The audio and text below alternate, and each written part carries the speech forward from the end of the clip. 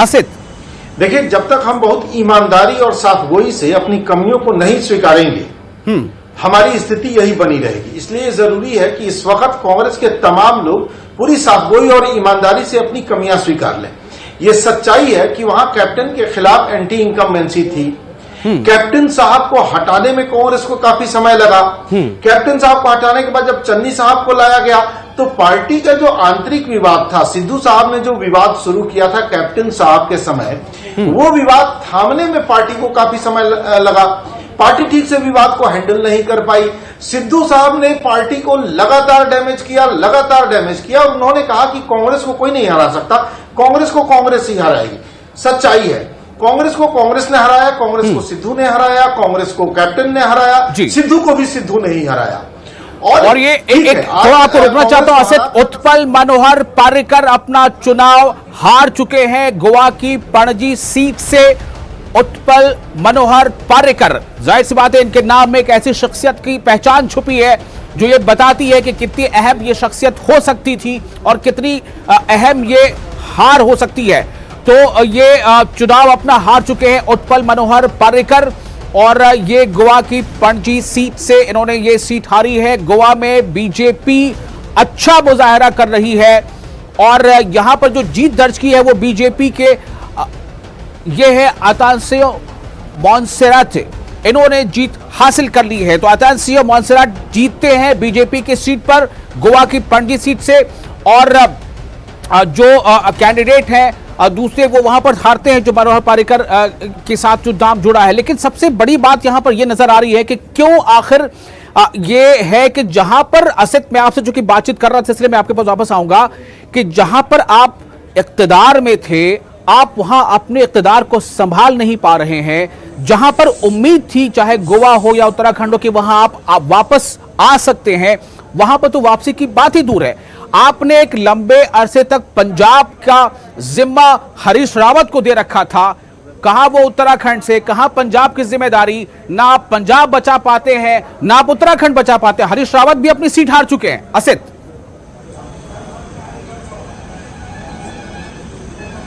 विशाल जी, देखिए, चुनाव जीत के जो तौर तरीके मौजूदा दौर में अपनाए जा रहे हैं, मुझे लगता है कांग्रेस वो तौर तरीके कभी नहीं अपनाएगी। हम चाहे जितने चुनाव हार जाए, लेकिन मैं यहां इस पैनल में शामिल या तमाम दर्शकों से ये पूछना चाहूंगा कि क्या हम चुनाव में बात करेंगे 80-20 की, कि ये लड़ाई 80-20 की है?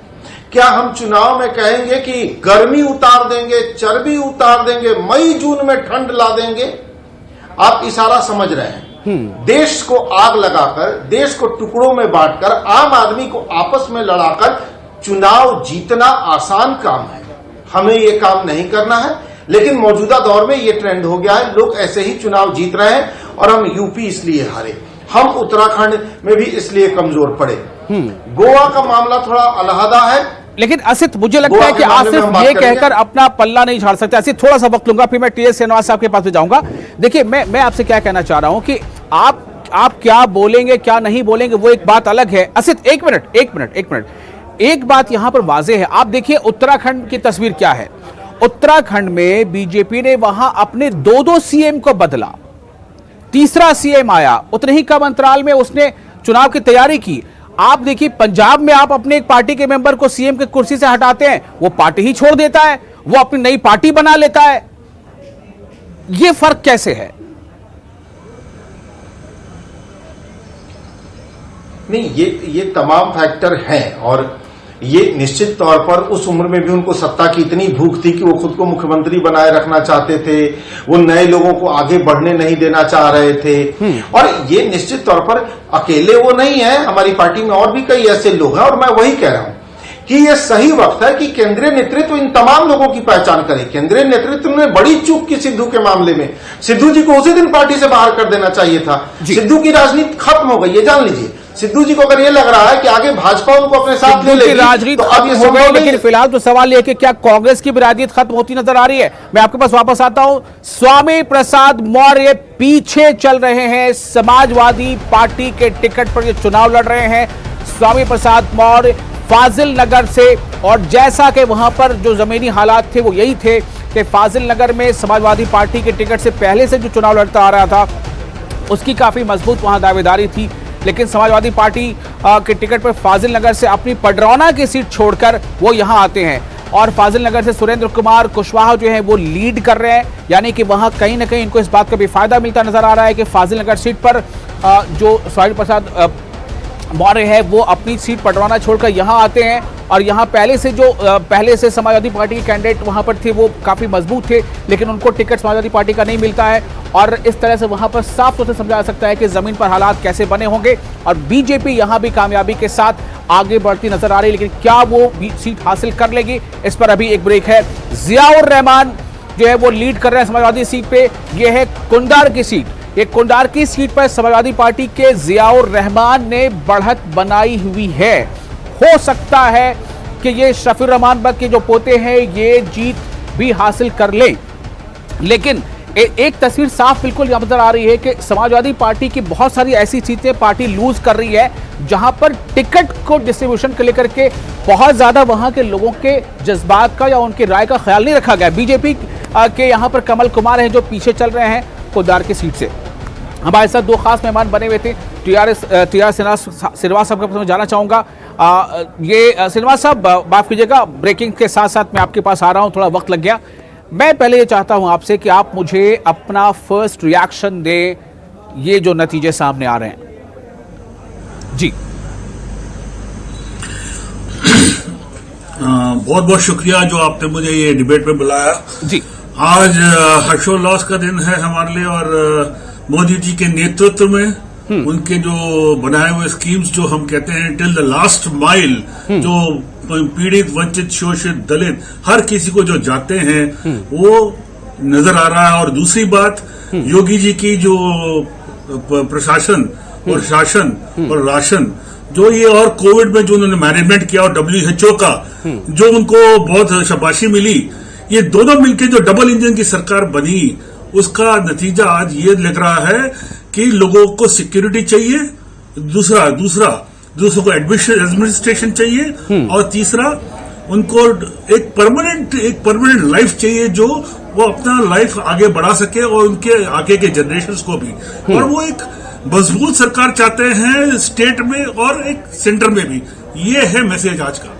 लेकिन एक सवाल सिर्फ करना चाहूंगा श्रीनिवास साहब, फिर हमारे साथी एंकर हिना भी मौजूद हैं, वो भी सवाल कर सकती हैं। हिना आप भी सवाल पूछ सकती हैं। मैं सिर्फ एक सवाल छोटा सा यहाँ पे करना चाह रहा हूँ। श्रीनिवास साहब, सवाल ये है कि 2017 वाली पोजीशन आप उत्तर प्रदेश में हासिल करते नजर नहीं आ रहे, यहां पर आपको लॉस हो रहा है। आप ठीक है सरकार बना लेंगे, लेकिन जो लॉस हो रहा है वो क्यों हो रहा है? अगर आपके काम पर इतना भरोसा था तो फिर आपको तो उसका प्लस सीट मिलना चाहिए था। देखिए मैं आपके उसके सवाल का जवाब देता हूं जी। उसमें थोड़े एक्सटर्नल फैक्टर्स हैं, क्योंकि अगर आप देखें कोविड के टाइम पे ऑपोजिशन ने इसके मामलों को बहुत उछालने की कोशिश की कि यहाँ पे बॉडी फ्लोट हो रहा है, यहाँ पे वो हो रहा, वो ये कितने लोग मर गए, मगर जो भी मनगढ़ंत कहानियां जो सोशल मीडिया और मीडिया के थ्रू फैलाने की कोशिश की गई वो सब फेल हुआ। और जो उन्होंने थोड़े केसेस जो उत्तर प्रदेश में हुए उसके खिलाफ उन्होंने इंटरनेशनल मीडिया में भी उछालने की कोशिश किया, वो उसको जनता ने मैक्सिमम उससे वो नकार दिया है। मगर मैं एक बात बताता हूं, हमने बहुत अच्छी तरह हमने ग्राउंड लेवल पे काम किया है। एक बात है, थोड़े हम जीतते हैं, थोड़े हम लॉस करते हैं, तब भी ये वो लॉस नहीं है। हमारे आंकड़ों के हिसाब से हम 275-80 के आसपास जाके कहीं ना कहीं क्लोज करेंगे। जी बिल्कुल। तो टीआर श्रीनिवास जी, जिस तरह से अभी हम तमाम तर चीजें देख रहे हैं उसी के ताल्लुक से हम तज्जिया करने की भी यहाँ पर कोशिश कर रहे हैं। असदनाथ तिवारी जी, आपके पास आना चाहेंगे और आपसे जानना चाहेंगे, जिस तरह से लगातार हम इससे पहले भी कई बार डिबेट पे बैठ चुके हैं, बात कर चुके हैं, जब इलेक्शन से पहले हम देख रहे थे जो जोशो खरोश नजर आ रहा था, खासतौर पर यहां पर मैं उत्तर प्रदेश की बात करना चाहूंगी। उत्तर प्रदेश में जो भीड़ नजर आती थी, जो जोशो खरोश नजर आता था, तमाम तर जो उत्साह नजर आता था, उस वक्त भी ये बात थी कि क्या ये जोशो खरोश, ये जो उत्साह है, ये असल वोट में तब्दील हो पाएगा।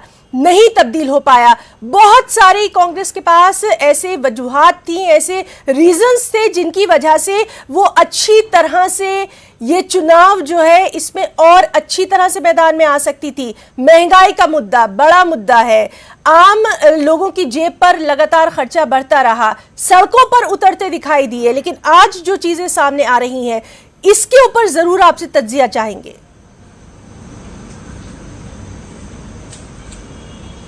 देखिए, पोलराइजेशन जो होता है उसका काउंटर पोलराइजेशन भी होता है जी। उत्तर प्रदेश के संदर्भ में मैं ये बातें कर रहा हूं क्योंकि हम सबने देखा, आप सबने देखा होगा कि आज से 2.5-3 महीने पहले पंजाब में हमारी स्थिति बहुत मजबूत थी। जो भी वहां जाता था वो कहता था भाई पंजाब में कांग्रेस वापस आएगी। 2.5-3 महीने में ऐसा क्या हो गया कि हम चले गए। उत्तर प्रदेश में जो भी जाता था वो कहता था नहीं, अखिलेश इस बार आ जाएंगे और ये जाएंगे, भाजपा वाले जाएंगे। लेकिन भाजपा वाले प्रचंड बहुमत से आ गए क्योंकि अखिलेश जी के पक्ष में जब पोलराइजेशन हुआ उसका काउंटर पोलराइजेशन, अच्छा अखिलेश जी के पक्ष में जब पोलराइजेशन हुआ तो उसे खामोशी से होना चाहिए था, वो अग्रेसिव हो गया।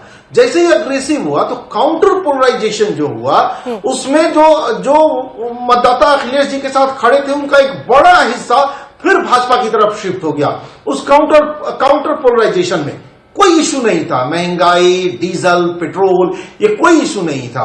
सीधे दो धर्मों के बीच टकराव बढ़ाकर सारी बातें खत्म कर दी गई, सीधा मुकाबला करवा दिया गया। यानी आपको लगता है कि आज भी जो लोग हैं वो इन्हीं तमाम बातों को देख रहे हैं, जबकि हम लगातार ये कहते रहे हैं कि इससे अहम भी चीजें हैं, चाहे वो पढ़ाई की बात हो, बेरोजगारी की बात हो, खवातीन की सिक्योरिटी की बात हो, लेकिन ये चीजें फिर कहीं पीछे छूट गई। ये आप कहना चाह रहे हैं? हाँ, स्पष्ट कह रहा हूं, यही हुआ है, यही सच्चाई है। तो वरना बेरोजगारी तो आजादी के बाद से सबसे ज्यादा चरम पर है आज आपकी बेरोजगारी। महंगाई, सर्वाधिक महंगाई, ये तमाम चीजें महंगी हो गई हैं। कहां इसकी चर्चा हो रही है? स्कूलों में 50%, 52 या 53% से ज्यादा शिक्षकों के पद खाली हैं। IIT जैसे बड़े जगहों पर 50% से ज्यादा पद खाली हैं, एम्स में खाली हैं। अब तो इनकी चर्चा ही नहीं हो रही है ना, इनकी तो कोई बात ही नहीं कर रहा। गिद्ध और सियार कुत्ते लाशों को नोच रहे थे, पूरी दुनिया ने देखा, कोई चर्चा नहीं हो रही है। हम सबने देखा कि ऑटो में कैसे कोई अपने हस्बैंड को मुंह से सांस फूंक रहा है, कोई तड़प तड़प के एक सांस के लिए मर रहा है। लेकिन असल बात तो यही है ना, जो रिजल्ट सामने आ रहे हैं अब तो उन्हीं को देखा जाएगा और इसी पर लगातार हम बातचीत भी जारी रखे हुए। TR श्रीनिवास जी, जिस तरह से लगातार हम देख रहे हैं, उत्तर प्रदेश की ही हम बात करें, वहां पर लगातार ये कहा जा रहा था कि बहुत सारे अहम मुद्दे हैं, तमाम तरह अपोजिशन जो है वो एकजुट हो गया है और सबसे अहम बात यह है कि उत्तर प्रदेश जो है वो आज भी बहुत चीजों को लेकर कहीं ना कहीं अभी भी पीछे नजर आता है। सिक्योरिटी को लेकर भी, जो विमेन सिक्योरिटी है उसको लेकर भी कहीं ना कहीं बात होती रही है। हम आपसे यहां पर ये जानना चाहेंगे खास तौर पर कि अब उत्तर प्रदेश के लिए आगे क्या कुछ जो है वो स्कीमें रहेंगी, किस तरह से उत्तर प्रदेश को और आगे बढ़ाया जाएगा। जो तमाम तर अपोजिशन निशाना साधता रहा था, अब उनको किस तरह से आगे ले जाया जाएगा, या सिर्फ ये तमाम तर चीजें इलेक्शन का ही हिस्सा बनकर रह जाएंगी? देखिए, मैं एक उर्दू में एक शब्द है नब्ज, अगर आप जनता का नब्ज पकड़ते हैं और उनको क्या चाहिए, उनको बेसिक जरूरत क्या है, उनको लाइफ में क्या चाहिए, जो बेसिक चीजें हैं, अगर आप नेसेसिटीज को पकड़ती हैं, वो अगर आप उनको डिलीवर करती हैं, जो उनको कभी डिलीवर नहीं हुए वाले प्रोमिसेस हुए हैं, अगर आप वो करते हैं तो जनता आपके साथ जरूर जाएगी। और वही नब्ज हमारी ये डबल इंजन की सरकार ने पकड़ा है। और मैं आपको बोल रहा हूं, यह डबल इंजन अब क्वाड्रपल इंजन, 4 इंजन वाला हो जाएगा। देखिए, जो डेवलपमेंट होगा, वो जो सब कुछ पीछे आएगा। आज हमारे कांग्रेस के मित्र जो बोल रहे हैं, उनको और कोई उनको मिलेगा नहीं, कोई भी तर्क नहीं मिलेगा। क्या बोला हमारे बारे में? जी, हम आपसे ये भी जानना चाहेंगे, जब लगातार हम देख रहे थे जो भी स्कीमें चलाई जा रही थी, अचानक से वो तमाम तर स्कीमें जो है वो नजर आने लगी थी, तो अपोजिशन भी ये बात कह रहा था कि आज भी गरीबी सबसे ज्यादा दिखाई दे रही है, आज भी अनएम्प्लॉयमेंट जो है वो सबसे ज्यादा दिखाई दे रहा है। सबसे अहम बात यह कि कोविड का जो दौर गुजरा उसको लेकर अपोजिशन कहीं ना कहीं हमलावर दिखाई दिया था, लेकिन अब आज का जो ये दिन नजर आ रहा है, इसको आप किस तरह से देखेंगे? हकीकी मायनों में काम हुआ है? देखिए, कोविड जो दो पहला वेव और दूसरा वेव आया, मैं बार बार कहता हूं, अभी भी कहता हूं, आपके डिबेट्स में मैंने बहुत बारी बोला है, दुनिया भर में कि कहीं बोल के नहीं आया था, हमारे लिए भी पहली बार था पैंडेमिक। और जिस तरह से माननीय नरेंद्र मोदी जी, हमारे माननीय प्रधानमंत्री जी की लीडरशिप में हमने टैकल किया, वो वर्ल्ड वाइड बहुत सराहाया गया है और हमको उसकी शाबाशी मिली है। वो WHO से भी हमको उसके लिए